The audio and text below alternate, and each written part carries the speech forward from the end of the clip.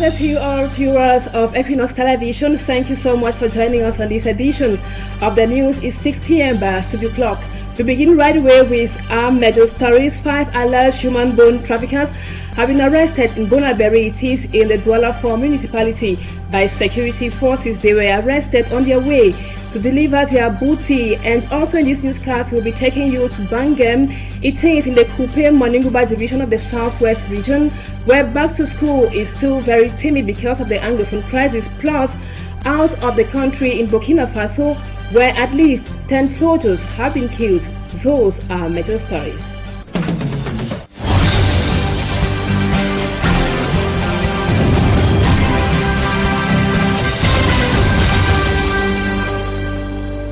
Welcome back, viewers, and thank you so much for staying with us.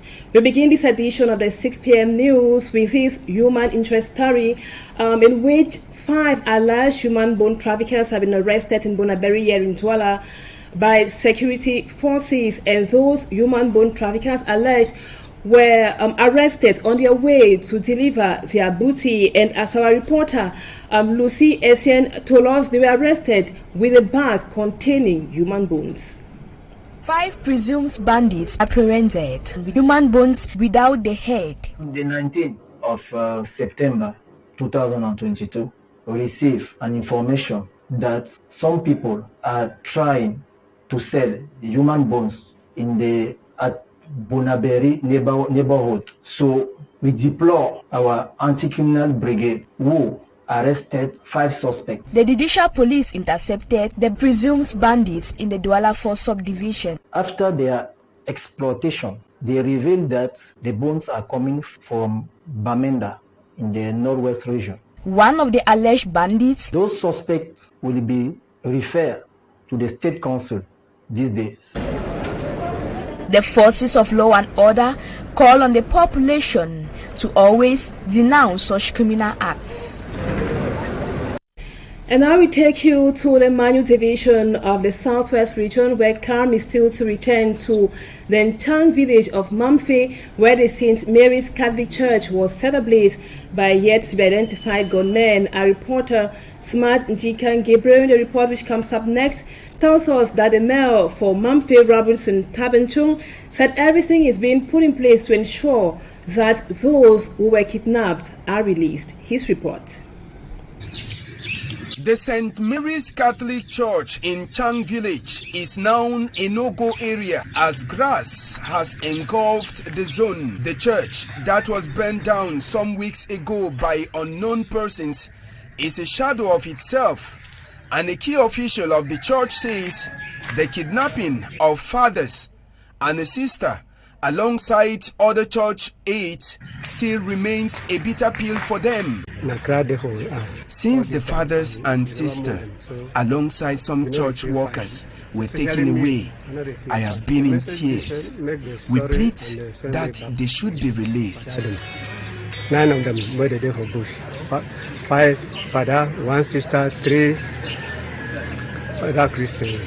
In an evaluation tour to the Nchang Catholic Church, the mayor of Mamfe was speechless. After seeing a deserted place like this, an abandoned church, a place of God, I feel so bad.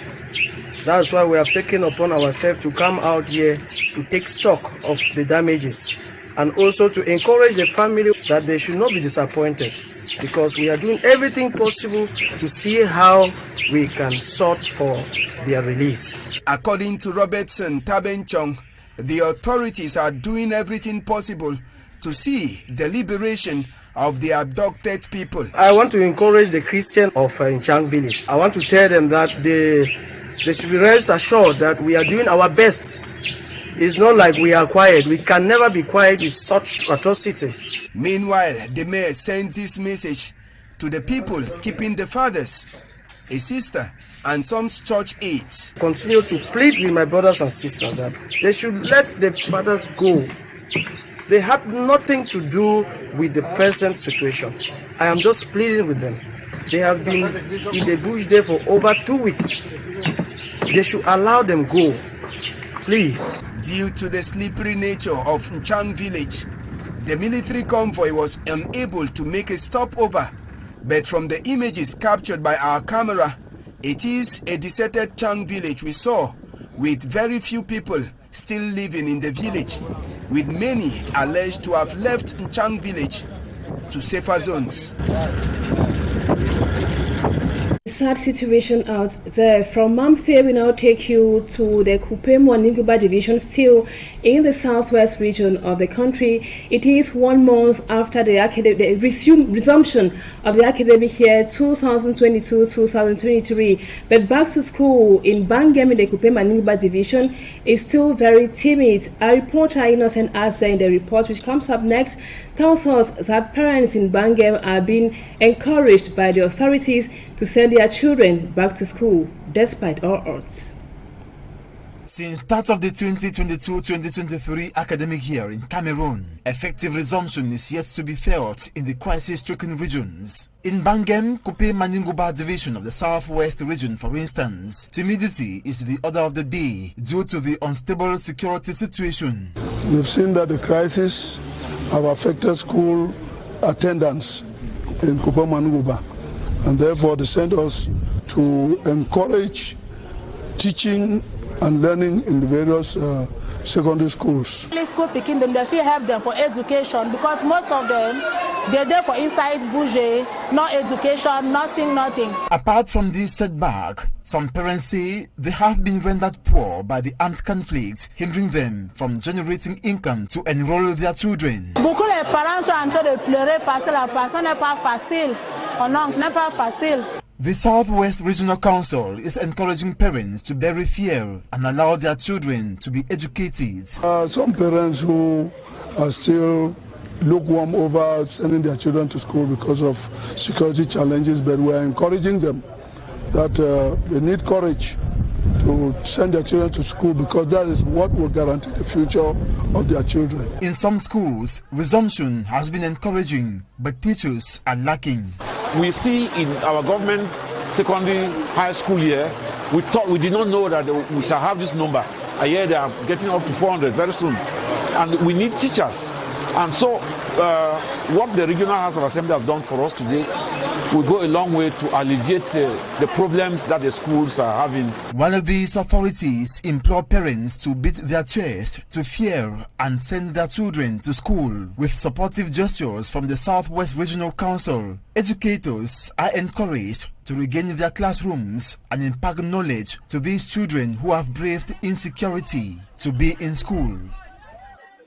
And now we come back to Douala. The ongoing road construction works at the PK14 neighborhood is causing dense traffic congestion in the entire Douala 3 subdivision. The local population complain that the hold-up is adversely affecting their daily activities. They either are blocked at home or they get out for any appointment late. Our reporter, Mala Glory, now tells us more about the traffic situation of PK14.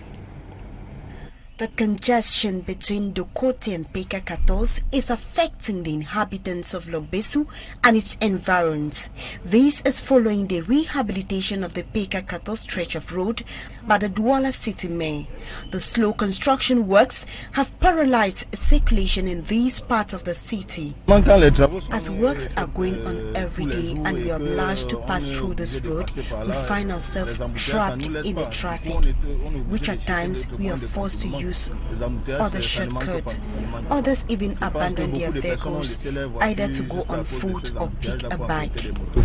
Road users are obliged to use other shortcuts in order to reach their destinations. The PK14 Logbesu stretch of road is a living hell for the inhabitants. The situation is blocking people at home and also in the market.